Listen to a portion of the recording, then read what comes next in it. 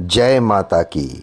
सबको चैत्र नवरात्रि और नव वर्ष की बहुत बहुत हार्दिक शुभकामनाएं। भक्ति स्टोरी व्लॉग की तरफ से मैं नरेंद्र माँ आप सबको बहुत बहुत हार्दिक शुभकामनाएं देता हूं।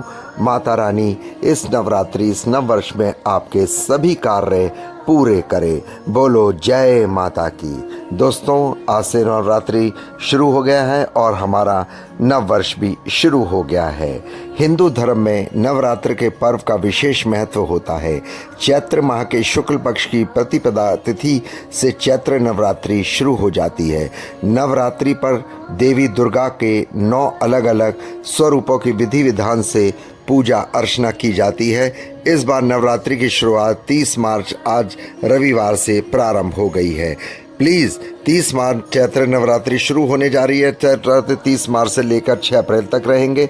इस साल मैया रानी के नवरात्रि रविवार से शुरू हो गई है, इसलिए माता हाथी पर सवार होकर आएंगी। शास्त्रों में देवी के हाथी की पालकी का बहुत शुभ माना गया है, इसलिए ये नव वर्ष सबके लिए शुभ होगा। बिल्कुल आप देखिएगा, मेरी बात ध्यान से सुनिएगा। और हाँ, ब्लॉग को अधिक से अधिक लाइक करें, सब्सक्राइब करें, शेयर करें और माता रानी का आशीर्वाद लें। नवरात्रि का शुभारंभ प्रतिपदा तिथि घटना स्थिति यानी कलश स्थापना का समय होता है। नवरात्रि घटना में देवी माँ की चौकी लगाई जाएगी। 9 दिन तक मैया के 9 अलग अलग रूपों की उपासना की जाएगी।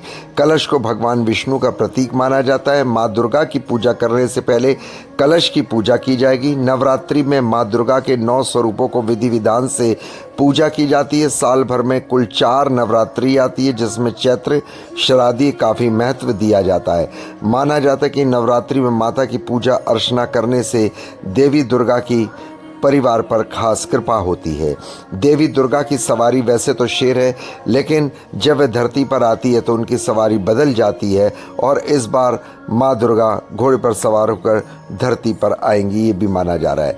चैत्र नवरात्रि चैत्र मास की शुक्ल पक्ष प्रतिपदा 29 मार्च शाम 4:27 से और 30 मार्च दोपहर 12:49 तक होने जा रही है। 30 मार्च को सुबह 6:13 से 10:22 तक 4 घंटे की अवधि रहेगी पहले नवरात्रि की। आप इसमें मुहूर्त में कलश से स्थापना कर सकते हैं। यह अभिजीत मुहूर्त कहलाता है और अभिजीत मुहूर्त बहुत ही सुंदर होता है। घट अर्थात मिट्टी का घड़ा इस नवरात्र के दिन पहले शुभ मुहूर्त पर सांप से स्थापित किया जाता है। घट को घर के ईशान कोण में स्थापित करना चाहिए। घट के पहले थोड़ी सी मिट्टी डाल लें और फिर जौ डालें और इसका पूजन करें। जहाँ घट स्थापित करना है उस स्थान को साफ करके वहाँ पर एक बार गंगा जल अवश्य छिड़क लें। इस जगह को शुद्ध लेकर इसके बाद एक चौकी पर लाल कपड़ा बिछा लें। फिर माँ दुर्गा की तस्वीर को स्थापित करें। तांबे के कलश में जल भरें, उसके ऊपर के भाग को मौली से बांध दें। हल्दी, कुमकुम, कपूर, जनेऊ, धूप बत्ती, पूजा पान के पत्ते, हार, कृष्ण पंचामृत, बादाम, सुपारी, सिक्के, नारियल, इस प्रकार माता की चौकी पर नववेद आदि रखें और माता की ध्यान लगाएं। माँ दुर्गा से आप प्रार्थना करें, हे माँ, हमारे परिवार में नव वर्ष की खुशियाँ बरसाना, सारे कष्टों को दूर करना, सारे रोग दोष दूर करना, कोई हमें कष्ट ना आए। ऐसे माँ से हमें प्रार्थना करनी चाहिए और माँ की जो पहले नवरात्रि कथा है वो भी आपको कहनी चाहिए कि माता जिससे आपके सारे कष्ट दूर करे। और आशा करता हूँ इस नवरात्रि पे आपको माता रानी का बहुत अच्छा आशीर्वाद मिलेगा। माता रानी आपके सभी कष्टों को दूर करेगी, ऐसी मेरी माता रानी से प्रार्थना है। अपने सभी श्रोतागण और अपने सभी भक्तों के लिए, जो सारे श्रोतागण और सारे जो है और आदि हम नवरात्रि के दिन माँ के कई तरह से पूजा दोस्तों करते हैं।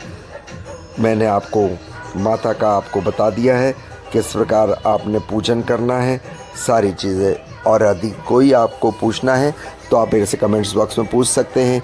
एक बार से सब सभी मेरे सब्सक्राइबर श्रोतागणों को हार्दिक शुभकामनाएं नवरात्रि और नव वर्ष की।